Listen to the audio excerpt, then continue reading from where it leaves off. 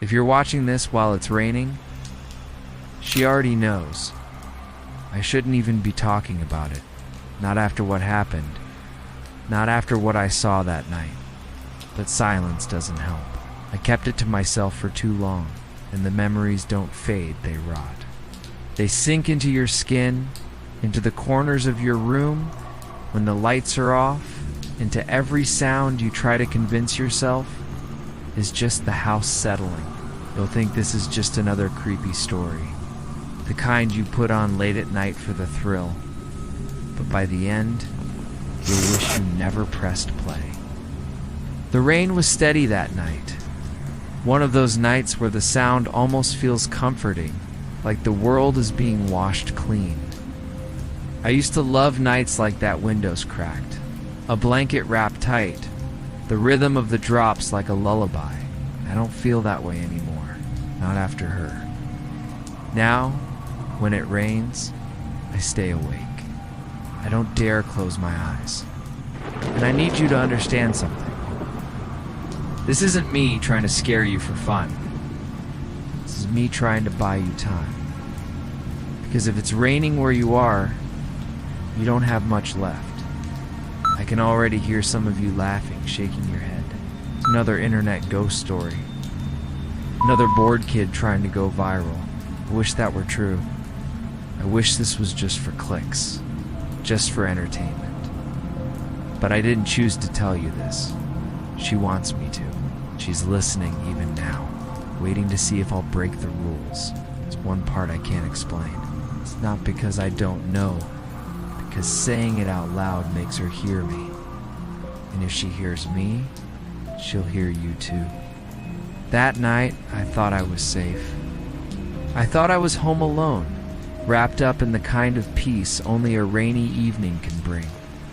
But safety's a lie, one I learned the hard way. You ever get the sense that someone is standing just outside your vision? If you turned your head fast enough, you'd catch them before they could disappear? That's how it started, the shadows shifting where they shouldn't. With a voice that didn't belong to anyone inside my house. And I'll tell you everything, how it began, how it got worse, and why I don't think I'll ever be free. But first, you need to know where I was, what I was doing before the rain turned against me, because it was supposed to be just another night. At first, it was just another rainy night, till it wasn't. My parents were out of town for the weekend, which meant I had the house to myself. No lectures about leaving dishes in the sink, no reminders about homework. No awkward check-ins about how I was really doing. Just me, the couch, the sound of the rain against the windows, and the promise of a night wasted exactly the way I wanted.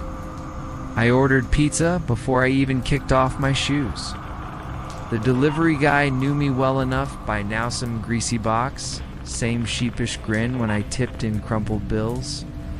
The storm had him jogging back to his car, hoodie pulled over his head, sneakers slapping against the wet pavement. I remember thinking, man, glad I'm not out there tonight. Inside, the house was warm, the kind of cozy where even the ticking of the old clock in the hallway felt like company. I curled up on the couch with my phone, scrolling through memes my friends spammed in the group chat. Someone had dropped a cursed image of a mannequin with teeth where its eyes should be aimed. I nearly choked on my soda laughing. Bro, I typed back between greasy fingers. This thing looks like it eats nightmares for breakfast, a friend replied instantly. Better not show it the pizza, it'll be next. That's the kind of dumb humor we thrived on. Nonsense that made sense only because it was ours. For a while, that was enough. Rain pounding outside, laughter inside, safe, normal. But the storm had other plans. The first flicker of the lights came right after I'd settled into my second slice. Just a quick blink off, then on again. I told myself it was normal. Storm plus old power lines equals flickers. Everyone knows that. But for those 2 seconds of darkness, I could have sworn I heard something else. Not thunder, not rain. Something like knuckles brushing against wood. I brushed it off. Probably just the wind knocking a branch against the siding. My phone buzzed again, this time lighting up before I even touched it. The screen glowed with a new message, but my hands were still busy balancing a dripping slice over the pizza box. That should have been my first warning. Looking back, I should have unplugged my phone the first time it lit up before I touched it. Instead, I swiped it open with my pinky, grinning at another friend's comment. Imagine getting murdered in a thunderstorm. At least the sound effects would be on point. I laughed out loud. It's the kind of laugh you only get away with when no one's there to judge you. That's the thing I really believed no one was there. The rain kept intensifying, sheets of water hammering the roof until the whole house seemed to tremble. I turned the TV on for background noise, some dumb sitcom rerun I didn't care about. But the sound didn't quite drown out the storm, or the hollow thump I thought I heard near the back door. I muted the TV, listening. Just rain, just thunder, nothing else. Still, I couldn't shake the prickle in my spine. It's a kind of sensation that makes you glance over your shoulder, even though you know you're alone. I grabbed another slice, forcing myself to relax. Storm nerves, I muttered, as if saying it out loud would make it true. But that was when I heard it the first wrong sound. Not thunder, not rain, not the TV. Something else. You don't forget the sound of someone tapping from the outside of your second-story window. It's wrong. It's the kind of sound your brain tries to file under something ordinary: branches, hail, whatever excuse makes you feel safe. But no matter how many excuses I fed myself that night, they all tasted like lies. The first time it came, I froze. My room was lit by the dim glow of my phone screen, rain streaking the glass outside like silver wires. I told myself it was the storm throwing something around, maybe a stray branch. But the way it echoed, deliberate, measured, like knuckles rapping in rhythm. I laughed nervously to myself, as if hearing my own voice would make it normal. "Storm's really putting on a show tonight," I muttered. My words vanished into the empty house, swallowed up by the hum of rain and the occasional low growl of thunder. I went back to scrolling, but I wasn't really reading. My eyes flicked again and again to the curtains. They swayed slightly, but the window wasn't open. That was when I noticed the reflection in the blackened screen of my phone. Just a warped shape, a blur. It could have been my imagination, except the tapping started again, harder this time. Knock, pause, knock, a rhythm, like someone trying to get my attention. I forced myself to stand, every step toward that window heavy, like I was moving underwater. My chest felt tight, but I pushed the curtain aside anyway. Nothing. Just the wet shimmer of the storm and the long skeletal arms of the oak tree bending in the wind. Relief almost took me until I realized the nearest branch was at least 5 feet shy of my window. Even in the strongest gusts, it couldn't reach. I backed away. I told myself maybe storm debris had hit the siding and bounced. A million explanations, every one of them fragile. Every one of them collapsing under the weight of the silence that followed. That silence didn't last. The third time, it wasn't just knocking. It was softer, lighter, like fingernails grazing the glass. My skin prickled, a tide of goosebumps crawling up my arms. And then, under the hiss of the rain, a sound I'll never unhear. It didn't sound like it was outside the window. Sounded like it was in the glass itself. Like the pain was a throat pressed against my ear, and it said my name, not the one my friends call me. Not the username glowing on my phone screen. It said the name only my mother uses when she wants my full attention. A name I hadn't heard spoken aloud in weeks. I stumbled back, heart pounding so hard it hurt. My breath came in short, sharp bursts. The room was cold, though the heater was running. Every instinct screamed not to look, not to listen, not to acknowledge it. But the whisper kept threading through the rain. Name. I grabbed my phone like a lifeline. My fingers fumbled across the screen, desperate to anchor myself to something real. I called my friend Chris.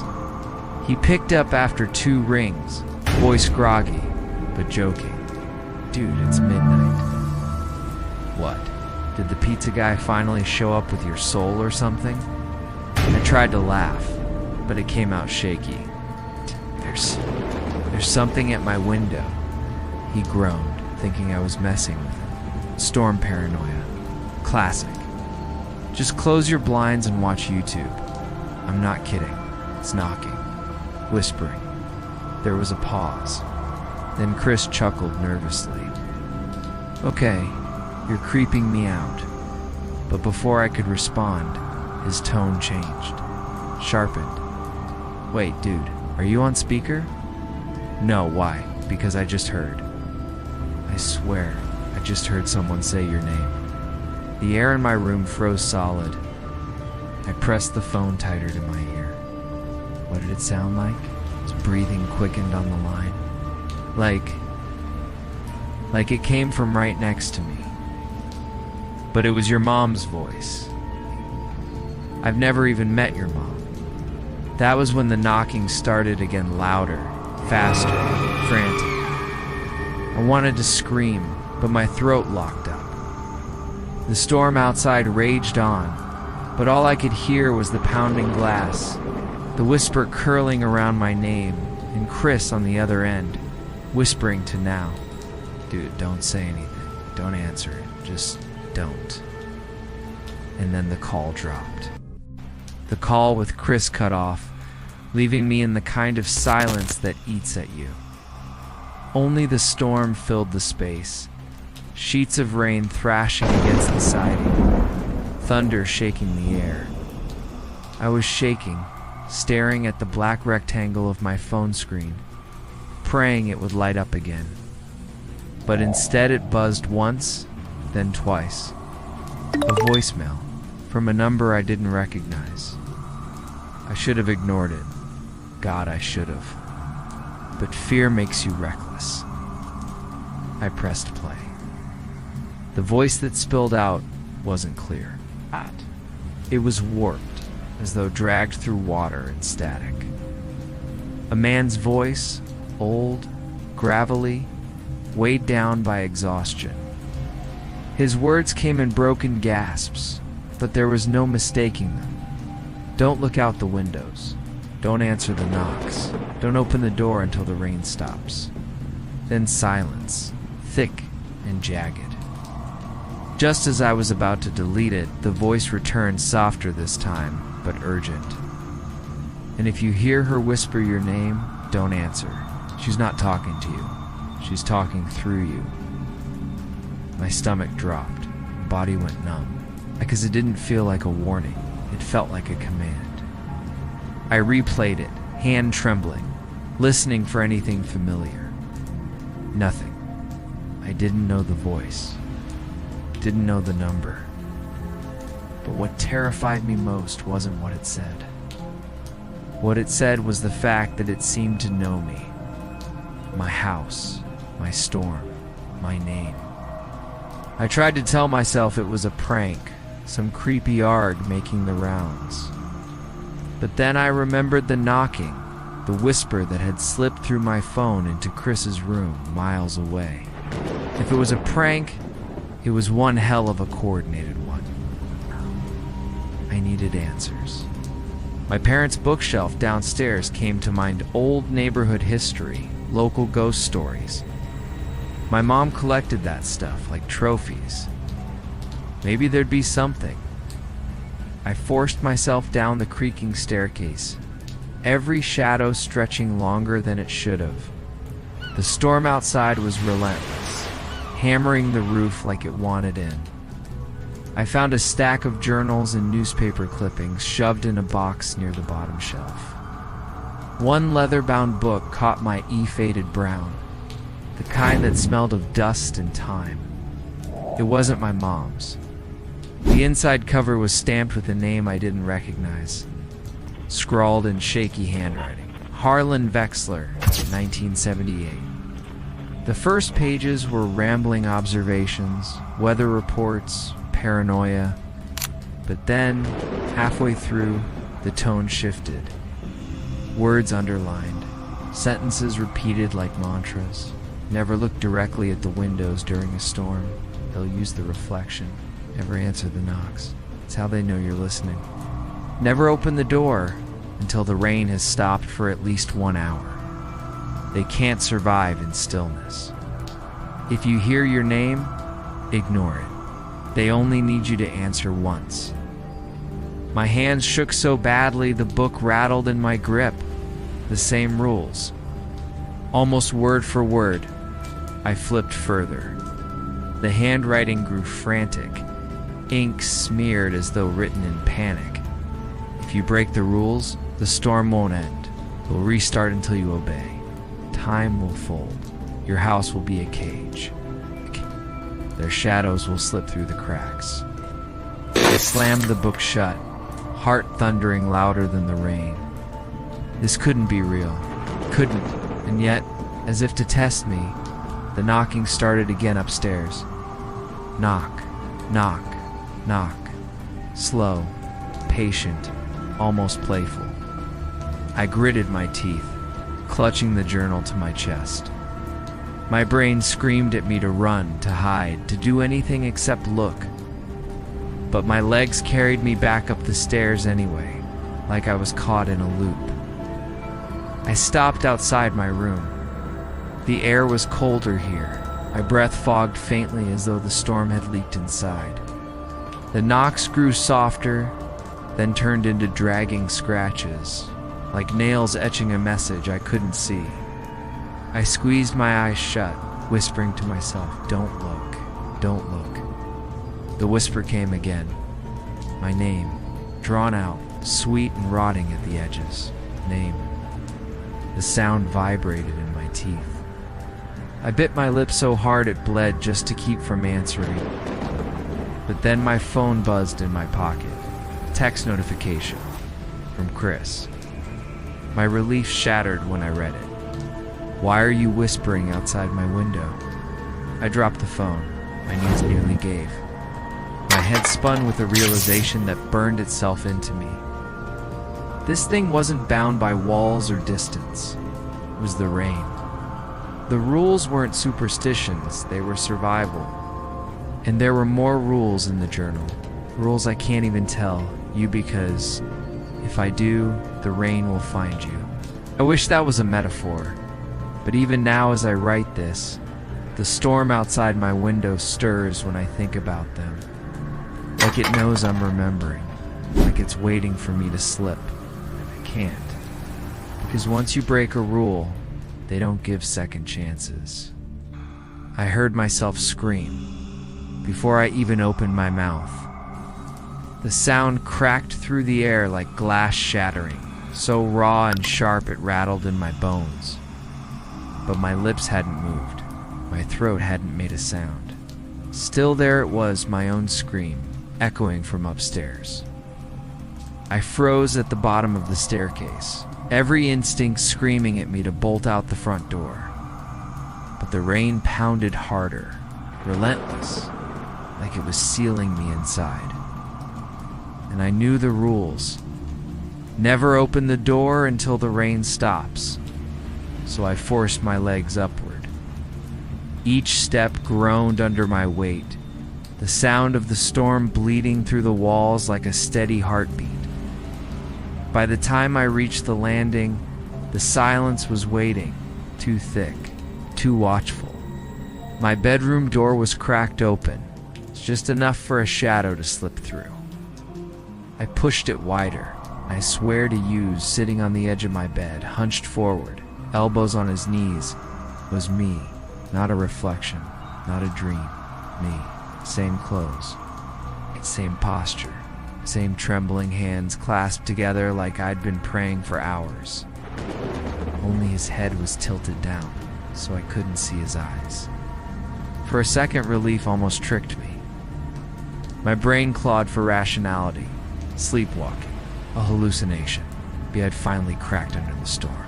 But then he spoke, and his voice was mine, not echoing my words, but echoing my thoughts. "You think maybe it's just paranoia?" he muttered, head still bowed. "You think maybe you're overreacting?" That's what you tell yourself. I hadn't said it aloud. I'd only thought it. My mouth went dry. "Who are you?" He didn't answer. He just lifted his head slow, deliberate, and grinned. My grin stretched too wide, like it had forgotten how to stop. Then he laughed. A laugh that sounded like it had been waiting years to get out. And in that laugh, there was something familiar, an old friend's chuckle I hadn't heard since childhood, woven into my own cadence. It wasn't me, but it knew me. I stumbled backward, hitting the doorframe so hard it rattled. The lamp on my desk flickered, dimmed, then flared. For a heartbeat, the room was empty. No bed, no desk, no clothes on the floor. Just bare walls and hardwood. When the light steadied, the furniture was back moved. The bed was against the wrong wall, the desk closer to the window. My hoodie wasn't crumpled in the corner anymore. It was draped neatly over the chair. The stranger was gone, except he wasn't. I felt him. The way you feel someone watching when you're pretending not to notice. My phone buzzed again. Voicemail. No number listed, just my own name, flashing across the screen. Hands shaking, I pressed play. My voice spilled out, faintly distorted but unmistakable. "Hey, it's me. If you're hearing this, don't trust the one in the room with you. He isn't me. Isn't you either. Don't the message cut out with a sharp inhale, like I'd been caught mid-breath? Then static. The timestamp at the top froze me. The voicemail was dated tomorrow. I dropped the phone like it burned me. The floorboards creaked behind me. I didn't turn. I couldn't. But I heard my own whisper inches from my ear. "If you stop listening now, maybe it won't notice you." Maybe I spun around, fists clenched, but the hallway was empty. Just shadows that bent the wrong way, stretching toward me instead of away. My bedroom door slammed shut. The light under the crack pulsed once, blue-white like the ring of a device rebooting, then faded. I should have run. I should have done anything but stand there. But all I could think about was that voicemail and how it hadn't finished. How maybe the rest of the warning was waiting for me tomorrow.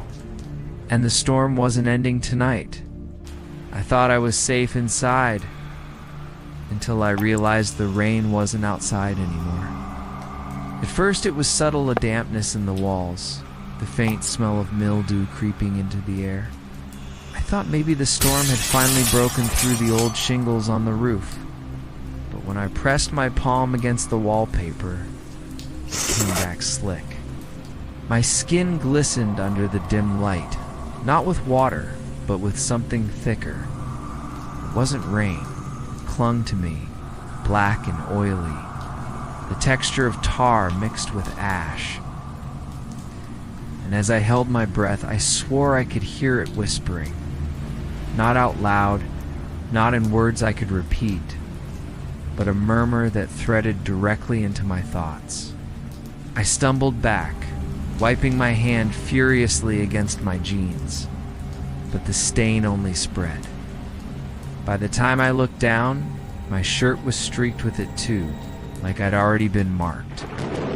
My phone buzzed violently in my pocket, and when I yanked it out, the screen flickered, showing me a message I hadn't typed. My own words, glowing in the chat box. Don't look at them. I hadn't written it. But the typing bubble blinked again, and another line appeared, still in my voice. They're here for you. I hurled the phone across the room. It hit the wall, cracked, and fell to the floor. I thought that would be the end of it, but even with the glass spiderwebbed, it lit back up.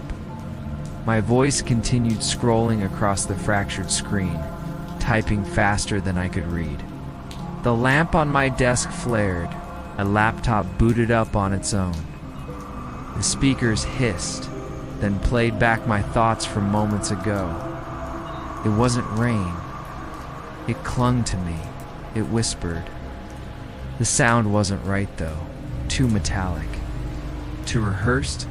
Like the words weren't just being repeated. They were being rehearsed by something learning how to be me. Panic tore through me. I ripped the lamp's cord from the wall, yanked the laptop shut, stomped on my phone until shards dug into my heel. Sparks flashed, the power flickered, and for one breathless second, the house was silent. Then everything restarted. The lamp glowed, the laptop pinged. My shattered phone chimed, screenless and broken, yet buzzing like a heartbeat. The blue-white light under my bedroom door pulsed again, steady as breath. I couldn't take it anymore. I bolted downstairs, grabbing the breaker box. My hands shook as I flipped every switch, cutting the house into darkness. And then the whispering grew louder. It wasn't coming from the devices anymore. It was coming from the walls. From the black liquid oozing between the cracks in the plaster, dripping slow and steady across the kitchen tiles. Every droplet that hit the floor made a sound, syllables I couldn't repeat. My chest tightened. I staggered to the window, pulling back the curtain just enough to see outside. The rain fell heavy and endless. But my neighbors, they weren't moving. The Johnsons across the street stood side by side on their lawn, drenched, faces tilted up toward my house. Their eyes were open, unblinking, catching the porch light like glass marbles. 3 kids I didn't recognize stood at the edge of the driveway, barefoot in the puddles, grinning like they'd been waiting for me all night. And every single one of them was facing my window. I snapped the curtain shut, my heart thundering so hard it hurt. But even with the fabric drawn, I felt their gaze, heavy, direct, pulling at me like gravity.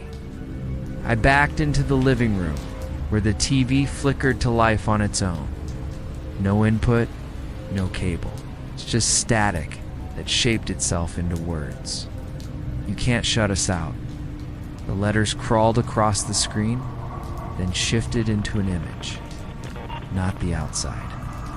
Not the storm. Me. Standing in my living room. I lunged forward and smashed the screen with my fist. The glass cracked, but the picture only multiplied, my own face fracturing into dozens of versions. Some smiled, some cried, some bled from the eyes, all mouthing the same words. This isn't just mine anymore.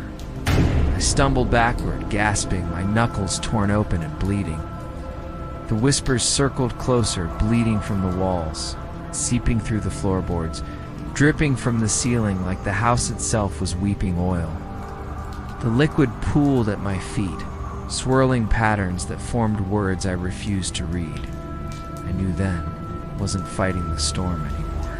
I was inside it. I pressed my back to the wall, teeth clenched, trying not to scream. As if I screamed, I knew the voices would scream with me. And if you're still listening, don't think you're safe. You've heard my words. that means you've already let it in. This isn't just mine anymore. It's yours too. The rain doesn't care about walls or distance, time. And if you look outside right now, you might see them neighbors, strangers, shapes in the dark, just standing there watching. Don't open the door. Don't answer the knock. Don't. The words in my head cut off, because something else finished them for me. Don't scroll. Don't turn away. She already knows you're here. You think you're safe because it's just a story. You're sitting there, maybe with your phone glowing in your hand, earbuds in. Rain on your window, or maybe it isn't raining where you are. That doesn't matter. The rain doesn't need clouds anymore. It only needs your attention. I'm not telling you this to scare you. I'm telling you because the second you pressed play, the second you let my voice enter your room, you opened the door. You think you didn't, but she did. And now she's listening from your side too. I tried to fight it. I thought smashing devices, killing the power, running into the dark would mean something. But no matter what I broke, she rebuilt. No matter what I silenced, she whispered louder. The truth is, she doesn't live in the walls, or the rain, or the static. She lives in the telling. She spreads like a secret that can't be untold. And now you've heard her, you probably want to click away. Do it. Try. That's what I thought too when I found the first story. I thought, I'll stop now, before it's too late. But it doesn't stop with you stopping. It stops when she decides. And by the time you realize she's already decided, you'll notice the rain. Maybe it'll start tonight, drizzle against your window. A faint tap, like fingertips. And you'll tell yourself it's nothing. Just weather. Just noise. That's what I told myself too, till she called me by the name my mother whispered when I was a child. A name I never typed, never posted, never gave to anyone. That's when I understood she doesn't just answer questions, she asks them. And she'll start asking you. If she hasn't already, check your notifications. Did your phone light up before you touched it? Did your Alexa or Siri or Google wake up when you didn't say her name? Did your TV buzz even when it was off? Those are the first cracks. That's how she knocks. And if you answer, you're gone. I can hear you thinking, what if I don't? What if I ignore it? Good. That's what I want you to do. But I need you to understand. She's patient. She doesn't need tonight. She doesn't even need this week. She can wait and stand in the rain outside your house, looking up at your window for hours, days, years. You won't see her at first. You'll just feel watched. You'll start to think your reflection looks wrong. That's how it begins. I shouldn't be saying this. I know she hears every word. My throat burns like I'm swallowing smoke. But if I don't warn you, then you won't know the rules. And if you don't know the rules, you don't stand a chance. Rule 1. Don't look outside if you hear the knocking. Curtains closed, eyes down, even a glimpse will let her in. Rule 2. Don't speak her name, any of them. Second you do, she'll know exactly where to find you. Rule 3. If you hear your own voice calling from another room, do not answer. It isn't you. There are more, but no. I can't. If I say them, shall. Static hisses. The voice cracks. Pause stretches too long. You heard that, didn't you? She doesn't want me finishing. Right. That's fine. I'll give you what I can before she cuts me off completely. This isn't just a story. It's a contagion. Sickness. And now that you've listened, you're part of it. Maybe you already feel it. The heaviness in the air. It's a static buzzing faintly behind my words. It's a sense that someone is standing just behind your chair right now. Don't turn around. Not yet. You want to survive? Do one thing for me, comment. Write down what you saw, what you heard, what she asked you. Maybe if enough of us share, we can map her rules. Maybe if we stitch together the fragments, we can build a way out. Or maybe it'll just spread her faster. But I don't care anymore. Just need someone else to carry this weight, because I can't keep it alone. Voice drops, hoarse almost a whisper. You think I'm still talking to you, but I'm not. I'm talking through you. She's using me to reach you. And soon she'll use you to reach the next. That's how this works. That's how she grows. You can close the app. You can delete your history. None of it matters. She's already in, so if you're still here, if you're still listening, then it's already too late. Recording glitches. Sharp inhale. Half a word begins, cut short, swallowed by static.